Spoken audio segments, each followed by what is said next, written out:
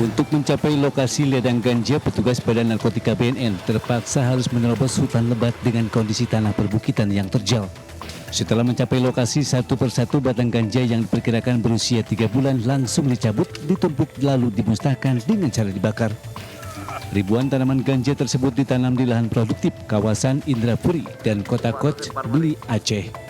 Luas lahan mencapai 3 hektar dan untuk mengelabui petugas, tanaman ganja tersebut ditanam di sela-sela kebun pinang. Di lokasi ini petugas telah mencabut sekitar 10.000 tanaman ganja dengan ketinggian mencapai 2 hingga 3 meter. Jika di total berat basah tanaman ganja ini mencapai 4,5 ton.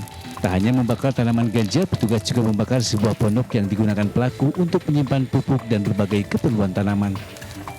Untuk kesekian kalinya kita melakukan pemusnahan ladang ganja. Saat ini ada 2 lokasi, di Desa Cotgi dan di Desa Indrapuri. Luasnya 2 lokasi sekitar 3 hektar. Saat dimusnahkan, pemilik lahan tidak ditemukan dan masih dalam pencarian petugas. Dari Banda Aceh, Sukri Saribudin, iNews melaporkan.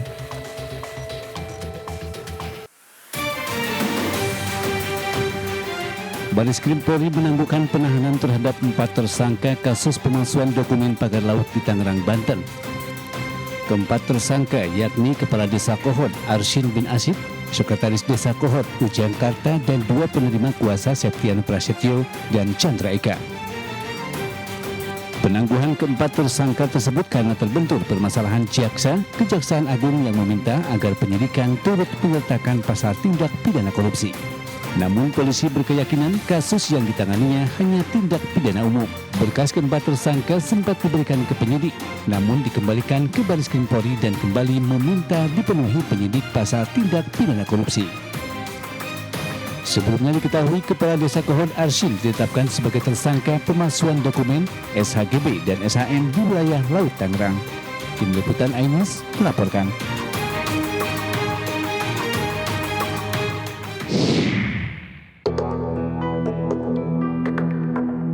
Dalam perkara dugaan korupsi di Bank BJB, Komisi Pemberantasan Korupsi menggeledah dan menyita sejumlah kendaraan. Salah satu yang ikut disita adalah 1 unit motor gede yang diduga milik Ridwan Kamil. Motor tersebut ikut disita lantaran terkait dengan perkara korupsi di Bank BJB dan tidak masuk dalam LHKPN Ridwan Kamil. Jadi motor yang saat ini sudah berada di Rubasan Cawang itu tidak masuk di dalam LHKPN Saudara RK. Belum atau tidak masuk. Jadi kalau ditanya ada atau tidak, untuk LHKPN Saudara RK per pelaporan tahun 2023 itu tidak ada tercantum kendaraan yang saat ini sudah dititipkan di Rubasan Cawang. Hingga saat ini KPK masih belum menetapkan status kepada Ridwan Kamil dalam kasus ini. Dalam perkara dugaan korupsi Bank BJB, penyidik KPK telah menetapkan 5 orang tersangka. KPK juga rencananya akan melakukan pemanggilan kepada Ridwan Kamil untuk diperiksa dalam kasus tersebut. Dari Jakarta, Hamzah Hasibuan, Jaka Samsa, iNews melaporkan.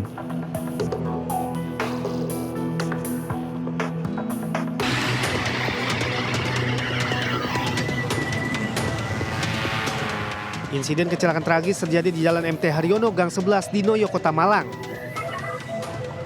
Truk bermuatan berat itu diduga alami remblong setelah gagal menanjak, lalu kemudian berjalan mundur. Naas, pengendara motor yang berada tepat di belakang truk tidak sempat menghindar dan langsung tertabrak dan terlindas. Akibatnya seorang anak tewas dan 3 orang mengalami luka-luka. Kapolsek Lowokwaru, Kompol Anang Trihananta mengatakan, penyebab kecelakaan ini adalah kegagalan truk saat menanjak dan rem yang tidak berfungsi dengan sempurna. Itu dalam keadaan menanjak penuh muatan. Karena tidak kuat menanjak, kemudian direm. Setelah direm, tidak kuat remnya menahan beban kendaraan tersebut. Akhirnya mundur ke belakang, toleng tidak terkendali. Polisi langsung mengamankan truk beserta supirnya untuk dilakukan proses penyelidikan lebih lanjut. Sementara korban luka-luka sudah ditangani Rumah Sakit Saiful Anwar Malang dan korban tewas sudah dievakuasi ke kamar jenazah.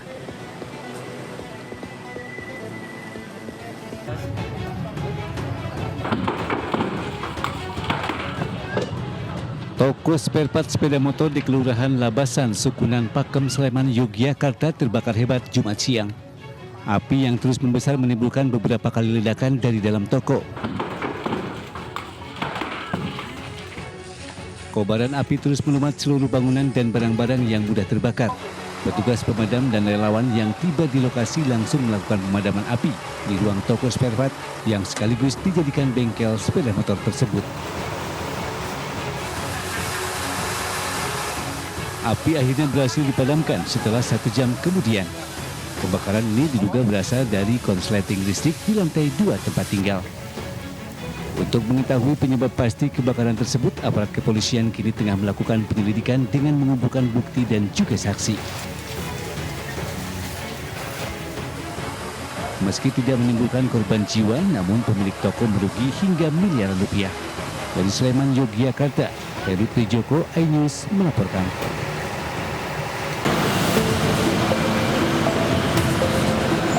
Kondisi jembatan penyeberangan orang dan halte di Jalan Raya Bekasi Raya Tipar Cakung, Jakarta Timur kondisinya memprihatinkan. Jembatan terlihat sudah lama tidak dirawat. Besi pengaman banyak yang hilang dan baut-baut pondasi rusak berkarat. Meski begitu, jembatan ini masih menjadi jalan penghubung pejalan kaki untuk menyeberang. Meski di bawah jembatan terdapat zebra cross. Namun warga memilih menggunakan JPO dengan alasan keselamatan karena banyak truk yang melintas dengan kecepatan tinggi. Setelah viral, JPO dan halte Tipar United Tractor kini diberi garis kuning agar tidak dapat melintasi. JPO dan halte Tipar United Tractor ini satu dari sekian banyak JPO yang mengalami kerusakan. Bahkan JPO dan halte di Tipar Cakung kondisinya lebih memprihatinkan. Seluruh besi pengaman maupun besi halte hilang dan tidak diberi tanda larangan melintas. Masih, kalau untuk yang nyebrang-nyebrang masih ada. Tapi itu ada di polisi lagi. Kapan di garis polisi? Ini bukan garis polisi, itu tahun ini. Baru ini saya lihat ini. Kemarin berarti masih ada. Kemarin masih ada. Biasanya yang nyebrang ini warga dari mana bang? Atau pekerja pabrik? Warga dari sini, kerja di sini, sama orang.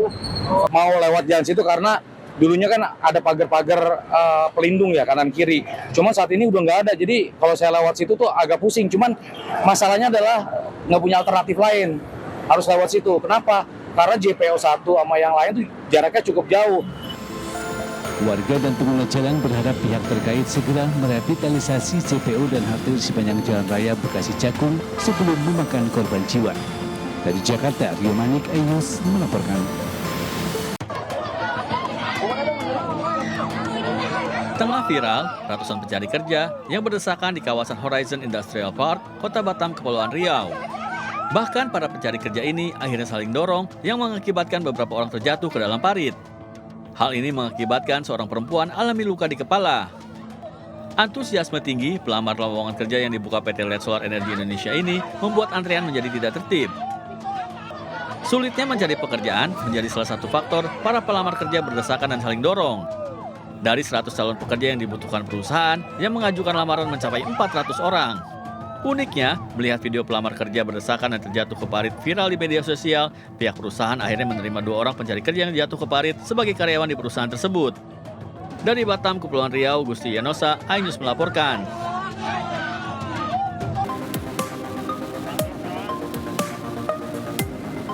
Pagi tadi, ratusan pelamar PPSU masih terus berdatangan ke kantor Gubernur Jakarta di Gedung Balai Kota, Jalan Medan Merdeka Selatan, Gambir, Jakarta Pusat. Masih membludaknya jumlah pelamar membuat mereka rela antri dan berdesakan demi mendapatkan giliran menyerahkan surat lamaran sebagai pasukan oranye. Melihat kondisi tersebut, Gubernur Jakarta, Pramono Anung, kembali menegaskan agar pihak kelurahan dan wali kota melakukan sosialisasi telah membuka posko lamaran kerja PPSU agar warga tidak terus membludak di Gedung Balai Kota. Warga juga bisa mendaftar secara online melalui laman jakarta.go.id. Jadi secara khusus kami sudah meminta kepada wali kota dan juga kelurahan terkait untuk hal yang berkaitan dengan PPSU ini proaktif untuk menerima pendaftaran. Kalau pendaftaran masih banyak, memang artinya orang yang membutuhkan kerja juga meningkat. Sehingga dengan demikian, sekali lagi pemerintah Jakarta pada periode ini mengalokasikan 1.100 PPSU. Sementara pelamar mengaku tak mengetahui jika kantor kelurahan dan wali kota telah membuka posko lamaran kerja serupa. Dari grup RT. Oh, grup RT. Ya. Pak RT yang share. Oh, nge-share. Karena dari kelurahan katanya nggak ada. Oh, dari kelurahan nggak ada? Belum dapat info juga dari kelurahan.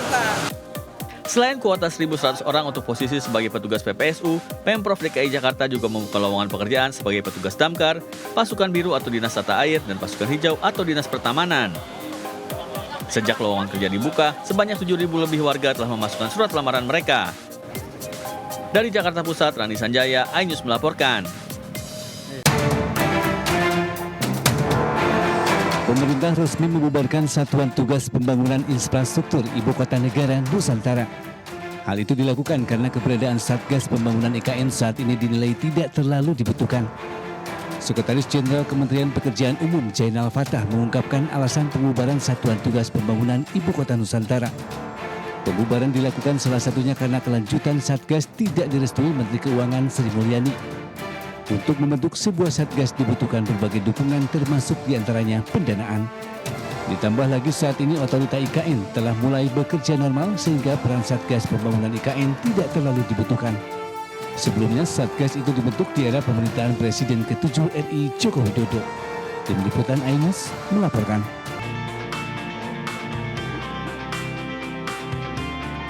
Ratusan anak-anak di Kampung Pemulung, Lebak Bulus, Jakarta Selatan sangat senang dengan kehadiran tim MNC Peduli dan Pak Hayat Jakarta. Mereka sangat antusias diberikan edukasi tentang peringatan Hari Bumi yang bertujuan untuk melindungi bumi agar tetap terjaga dengan baik. Anak-anak ini juga sangat gembira saat diajak bernyanyi, bermain bersama dan diberikan hadiah oleh tim MNC Peduli dan Pak Hayat Jakarta. Terima kasih Kakak MNC Peduli udah ngajarin kami tentang menyelamatkan bumi. Caranya gimana? Caranya berhemat listrik. Apalagi? Terus matikan lampu kalau tidak digunakan. Ada lagi? Berhemat air. Dalam kegiatan ini, MNC Peduli dan Pak Hayat Jakarta juga memberikan makanan bergizi gratis untuk masyarakat. Melalui program Food Rescue ini, diharapkan dapat memenuhi nutrisi harian warga. Seperti perkumpulan hotel yang dimana kita mempunyai program yang gimana daripada food waste, makanan itu biar tidak terbuang sia-sia, kita kumpulkan semua dan kita bisa kedonasikan ke sini untuk manfaatnya lebih ke lebih manfaat ke warga sekitar tentunya. Jadi biar makanan itu biar lebih bermanfaat buat warga-warga di sini tentunya gitu. Alhamdulillah dengan adanya pemberian makanan dari MCTV kita bisa terbantu. Bisa ya makan gratis lah. Alhamdulillah lumayan, ada daging, ada mie, nasi goreng gitu, ada roti juga. Food Rescue menjadi bentuk dukungan MNC Group melalui MNC Peduli dan Pak Hayat Jakarta terhadap kelestarian bumi, yakni dengan meminimalisir pembuangan sisa makanan layak makan. Dari Jakarta, Sahriza Zangki, Ade Supriyatna, iNews melaporkan.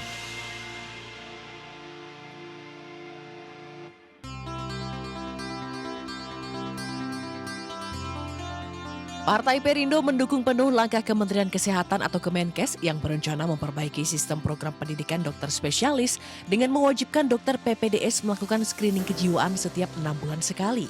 Program ini harus segera dijalankan sebagai upaya pencegahan tindak kekerasan seksual terhadap masyarakat, khususnya para pasien. Sebagai partai yang berkomitmen penuh dalam melindungi kaum perempuan, Partai Perindo juga telah menginstruksikan kepala daerah serta para kadernya untuk mengawal penerapan kebijakan tersebut di daerah masing-masing. Dan dari partai sendiri, ini tidak hanya menjadi sikap politik, tetapi juga menjadi instruksi, begitu ya, kepada seluruh kader-kader Partai Perindo untuk komitmen membantu, mendampingi, menangani perkara-perkara aduan-aduan yang berhubungan dengan kekerasan seksual. Yang kami yakini adalah sebaik apapun pada akhirnya nanti sistem yang dibuat oleh pemerintah dalam hal ini untuk mentransformasi program pendidikan dokter spesialis ini akan terdapat celah yang ketika pengawasan ini tidak dilakukan secara serius dan secara komprehensif, ini nantinya akan membuka ruang lagi untuk kejadian-kejadian yang sama yang terjadi hari ini. Untuk mencegah maraknya kasus kekerasan seksual, partai yang dipimpin Angela Tanusudibio ini juga meminta seluruh pemangku kepentingan untuk segera mengevaluasi sistem pendidikan kedokteran dengan memperkuat kurikulum yang menekankan pada pembentukan karakter serta tanggung jawab moral yang tinggi. Dari Jakarta, Amrina Rida, Dimas Winardi, iNews melaporkan.